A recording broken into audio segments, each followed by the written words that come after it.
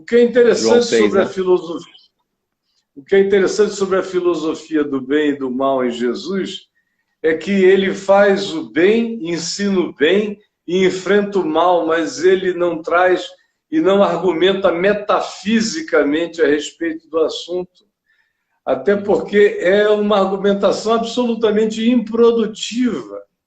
Mergulhar na fimose do bem e do mal, entrar nessa discussão para trás. A gente pode até discutir o Big Bang, mas o bem e o mal, Jesus não entra nessa questão, ele simplesmente trata o mal como mal, trata o bem como bem e trata a ambivalência como uma possibilidade cotidiana. Todo mundo pode carregar bem e mal, e todo mundo carrega bem e mal dentro de si. Ele isola a questão filosófica e se concentra no ser humano e na relação humana. A filosofia do bem e do mal em Jesus está toda ela concentrada no que os homens podem fazer de bem e de mal uns para os outros. Está nessa busca de verdade, diminuir o fluxo que procede do coração. A filosofia do bem e do mal em Jesus procede do coração humano. Tudo isso. E quando você fala e vê as calamidades, ou os choques, ou os embates cósmicos, meteoros, terremotos, isso, aquilo, Jesus não trata isso nem como bem, nem como mal. Para Jesus, isso é o livre-arbítrio fenomenológico da natureza, que a gente chama de acaso, e que a teologia não trata do acaso. O acaso não existe na teologia, mas existe para Jesus. Para Jesus, contingência da vida. A contingência é livre-arbítrio fenomenológico da criação. Assim como eu, com minha capacidade de pensar e minhas limitações, todavia exerço responsavelmente o meu livre-arbítrio, a natureza tem o seu livre-arbítrio fenomenológico, que, como disse Laplace, quando apresentou os fenômenos que ele tinha descoberto e perguntaram onde está Deus no fenômeno, ele disse, eu não precisei dessa hipótese. Ou seja, a gente, na teologia cristã, só existe o bem e o mal. Ela é profundamente maniqueísta. Ela não abre espaço para o acidente, não abre espaço para o inexplicavelmente fenomenológico. Então, Deus não está presente dizendo essa pedra vai cair na cabeça do André, essa outra eu vou desviar. Se a pedra estiver vindo na sua cabeça, se você estiver na direção da pedra, a pedra vai te atingir. Exceto em alguns casos tão raros, que valeram a pena ser mencionados como exceção na Bíblia.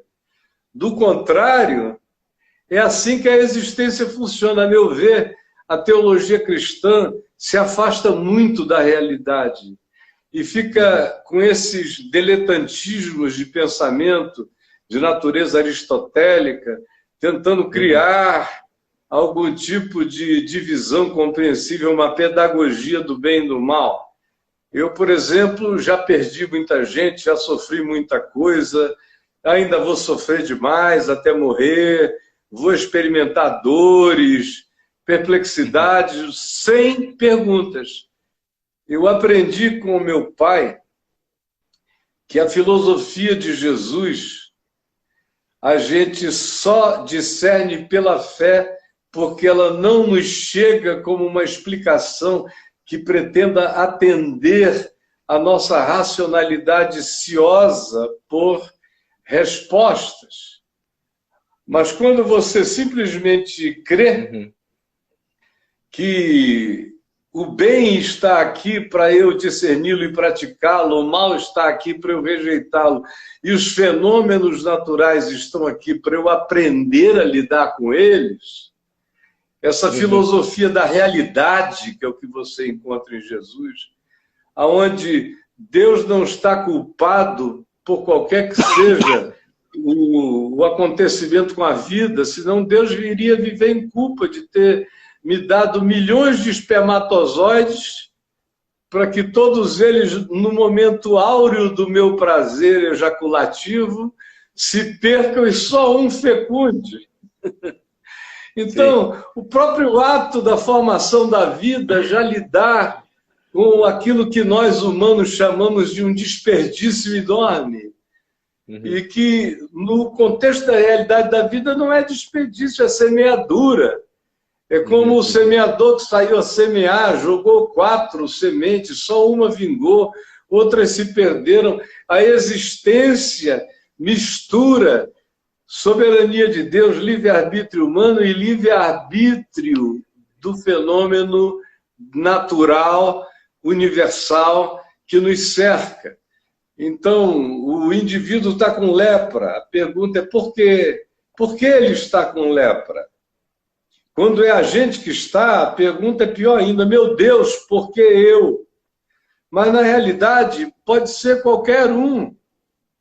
A gente foi chamado e recebeu a possibilidade de viver, de existir, e se tivermos mente saudável de pensar, mas não existe explicação razoável em nenhuma filosofia do mundo ou da Terra para a questão do bem e do mal, porque a questão do bem e do mal não são explicáveis. Eu posso, no máximo, dizer que o mal decorre do bem por antítese.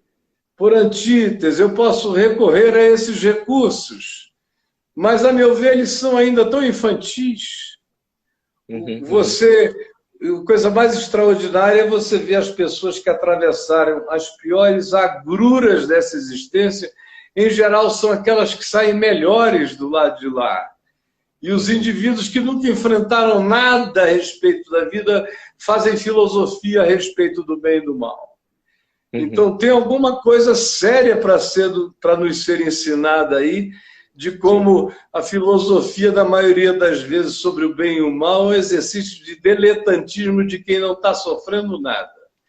Porque quem entrou na bagaça da dor, esse sai daí não com a questão do bem e do mal, sai daí com a questão de como é possível melhorar a vida, já que as circunstâncias são tão implacáveis dentro das quais a gente existe. O resto, para mim, cai num campo que interessa muito pouco a realidade humana.